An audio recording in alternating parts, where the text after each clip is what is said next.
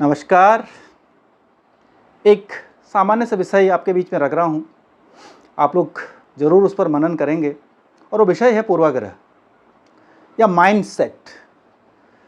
जीवन में हम कहीं ना कहीं अपना एक माइंडसेट बना लेते हैं, एक पूर्वाग्रह बना लेते हैं और फिर उसके अनुसार जीते हैं।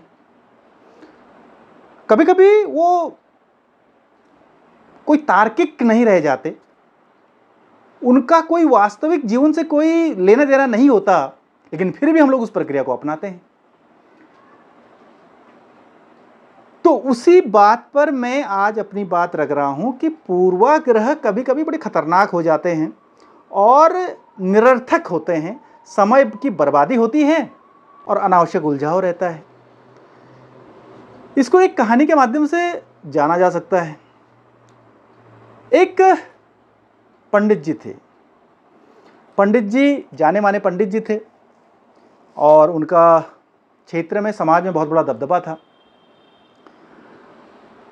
बहुत बड़ी बड़ी पूजाएं वो करते थे, लेकिन उनका एक माइंड सेट था, एक पूर्वाग्रह बना हुआ था, अतीत से जो खानदानी रूप से चला आ रहा था कि जब भी वो कोई बड़ी पूजा करके आते तो 3 बिल्लियां पकड़ते, उन बिल्लियों को दूर जंगल में ले जाके छोड़ देते। ये प्रक्रिया खानदानी रूप से चले आ रही थी, पीढ़ी दर पीढ़ी चले आ रही थी। जब भी कोई बड़ी पूजा होती तो पंडित जी फिर 3 बिल्लियां रखते, किसी एक झोले में रखते और उसके बाद फिर दूर जाकर के जंगल में उनको छोड़ के आते। ये चला आ रहा था, ये उनका विश्वास था। सभी लोग इसको बड़ी देखते भी थे। धीरे धीरे समाज आगे बढ़ा तो उसमें कुछ जागरूक लोग भी आए। उन्होंने एक दिन पूछ लिया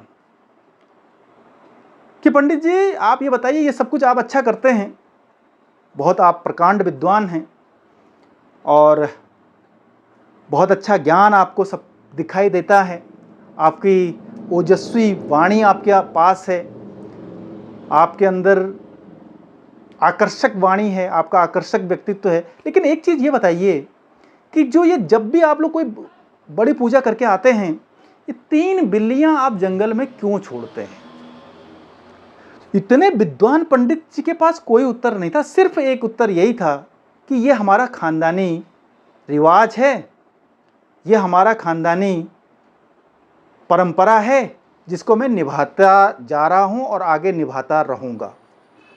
लेकिन उन्होंने कहा कि फिर इसका महत्व क्या है अपने जीवन में? तो उन्होंने कहा इसका कोई महत्व नहीं है, इसका मेरे पास कोई उत्तर नहीं। तो ये है हमारा माइंडसेट कि हम लोग बहुत ज़्यादा विद्वता की बात अवश्य करते हैं, बहुत विद्वान भी होते हैं, दिखता है व्यक्तित्व में, कभी कभी दिखाई देता है, और लेकिन कुछ लोग उनमें से एक माइंडसेट पाले होते हैं। माइंडसेट कैसा? बहुत सारे माइंडसेट हैं, बहुत सारे पूर्वाग्रह हैं। माइंडसेट को हम लोग पूर्वाग्रह कह सकते हैं, माइंडसेट को हम लोग नजरिया कह सकते हैं, लेकिन इंग्लिश में माइंडसेट कहा जाता है। और माइंडसेट का मतलब सीधा सीधा जो सामने आ रहा है कि हमारे दिमाग का जो एक खाका, एक आकार, एक सेट जो हमने अपने दिमाग में स्थापित कर रखा है, अपने दिमाग में स्थापित प्रक्रिया को स्थापित किया हुआ है, उसको हम लोग माइंडसेट का नाम दे सकते हैं। सामान्य रूप से पूर्वाग्रह उसको हम लोग कह सकते हैं। बहुत सारे पूर्वाग्रह स्थापित कर रखे हैं। अब उसके चक्करों में हम लोग बहुत नुकसान भी झेल लेते हैं। कैसा माइंडसेट है साहब कि बच्चा अगर कहीं जा रहा है, परीक्षा में जा रहा है, तो साहब दही और चीनी अवश्य खिलाई जाए। बाय द वे खिलाना भूल गए तो एक बच्चे के दिमाग में डाल दिया, अरे तुम वो भूल गए। अब बच्चे को दूसरा टेंशन दे दिया हमने। वो परीक्षा में जा रहा था, पढ़ करके जा रहा था, बहुत अच्छा पढ़ना था, उसने बहुत अच्छा लिखना था, और उसके बाद उसके दिमाग में हमने डाल दिया, अरे यार तू वो भूल गया है। बाय द वे अगर कभी ऐसा भूलने की स्थिति में आ गए, ड्राइविंग कर रहे हैं, आगे बढ़ रहे हैं, बिल्ली ने रास्ता काट दिया जो एक सामान्य है, तो अब शकुन हो जाएगा। जाते जाते छींक आ गई तो अब शकुन हो गया। तो ये जो माइंडसेट है, ये केवल माइंडसेट है मेरे हिसाब से। इसमें कोई तार्किकता नहीं है, इनमें कोई वास्तविकता नहीं है।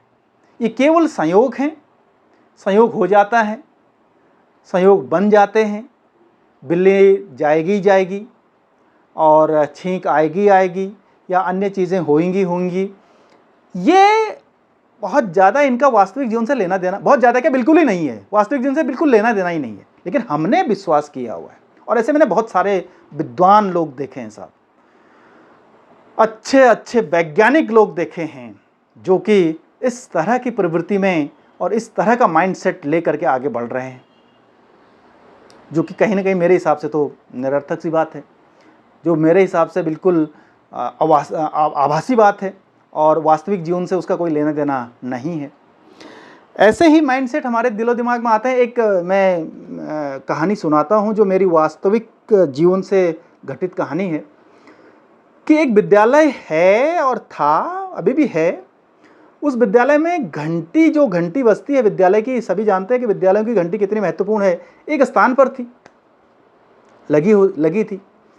तो वहाँ से एक बहुत पुराने जो शिक्षक थे, जो एक लंबी सेवा वहाँ पर कर चुके थे, वो चाहते थे कि घंटी वहीं पर लगे, वहीं से घंटी बजे। जो वादनों की घंटी होती है, छुट्टी की घंटी होती है, या कॉल बेल, या जो कॉल बेल बुलाने की घंटी होती है, वो सब वहीं से बजे।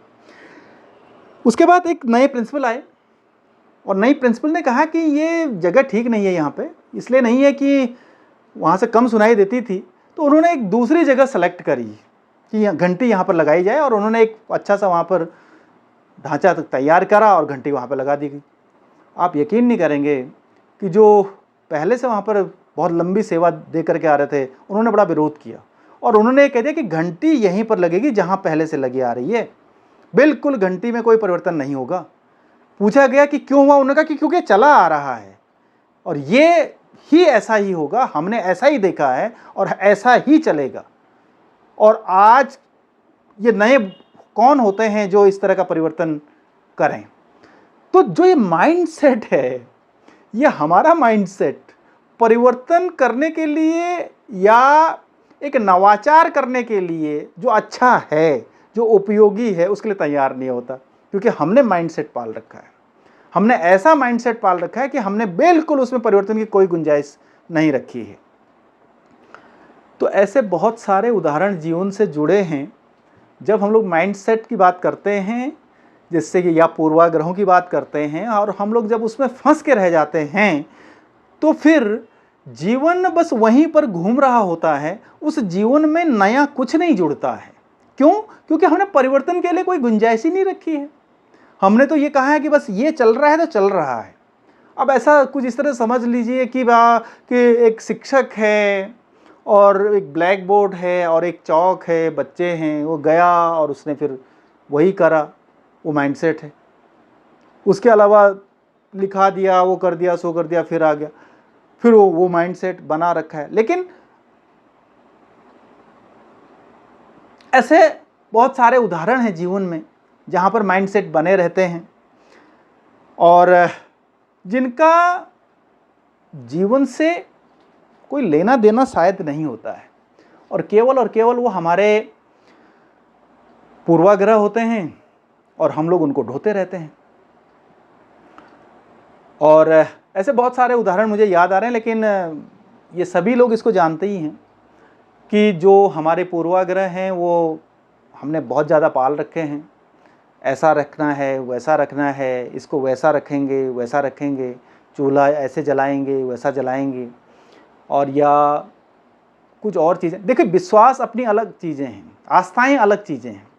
आस्थाएं, कोई पूजा करता है, कोई जाने से पहले दिया बत्ती जलाता है, अगरबत्ती जलाता है, वो उसकी आस्थाएं हैं, वो अलग बात है। लेकिन काम करने के बीच में कोई ऐसी घटना घटती है और उसके बाद उस काम को छोड़ दिया जाता है या उसके लिए एक बोझ दिमाग में बिठा दिया जाता है, तो वो माइंडसेट हमारा बना रहता है। जैसे एक उदाहरण और दे देता हूं मैं। हमारे पहाड़ी क्षेत्र में जो बड़ा भाई होता है और जो छोटे भाई की पत्नी होती है, तो छोटे भाई की पत्नी और बड़े भाई की में टच होना, या यूँ कहें कि एक दूसरे से मिल जाना, बिल्कुल ये मना है। अब कहीं पर बड़े भाई जा रहे थे, पीछे से बहू आ रही थी, छोटे भाई की पत्नी आ रही थी। बहू का पाँव फिसल जाता है, बहू गिर रही होती है। बड़ा भाई उसको उठाता ही नहीं है। क्यों नहीं उठाता? क्योंकि वो कहता है कि भैया ये तो छूत हो जाएगी, इसको तो छूना ही नहीं है मुझे। तो ये माइंडसेट भी कोई काम का नहीं है। ये परंपराएं कभी बनी होंगी तो बनी होंगी, उसके पीछे कोई उद्देश्य रहा होगा, लेकिन आज उस समय विपरीत परिस्थितियों में ये मान लेना कि नहीं, मुझे छोटे भाई की पत्नी को नहीं छूना है, जबकि उसका जीवन खतरे में पड़ रहा है, तो ये तो कोई बात नहीं हुई। ऐसे बहुत सारे उदाहरण हैं जीवन में जहाँ पर हम लोग अपने माइंडसेट के अनुसार चलते हैं और बहुत बड़ा नुकसान भी झेल लेते हैं, बहुत बड़ा नुकसान हमारे जीवन में आता है। तो हम इन माइंडसेट में न उलझें और जो निरर्थक हमारे पूर्वाग्रह हैं उनको तोड़ें, उन पूर्वाग्रहों का जो जंजाल है उसको तोड़ें और एक वास्तविक जीवन को जीना सीखें। ये इस वीडियो का मेरा उद्देश्य था, ये बताने का कि जो पूर्वाग्रह हैं वो हमेशा पूर्वाग्रह ही होते हैं और पूर्वाग्रह कभी भी वास्तविक नहीं हो सकते। अगर कोई हैं तो अच्छी बात है, लेकिन अगर केवल पूर्वाग्रह हैं तो वो फिर निरर्थक सी बातें हैं और उन पूर्वाग्रहों से छुटकारा पाने की हमेशा कोशिश करनी चाहिए। तो आशा है आप लोगों को ये अच्छा लगा होगा, ये विचार और ये वीडियो। और फिर कहूँगा मैं कि आप ज़रूर मेरे इस चैनल को देखते रहिए। डॉक्टर आर एस बिष्ट नाम से जो चैनल है उसको देखते रहिए और शेयर करिए, लाइक करिए, वीडियो को सब्सक्राइब करिए, क्योंकि ये जो चीज़ें होती हैं, जो सब्सक्रिप्शन है या लाइक है या शेयर है, ये एक ऊर्जा प्रदान करता है।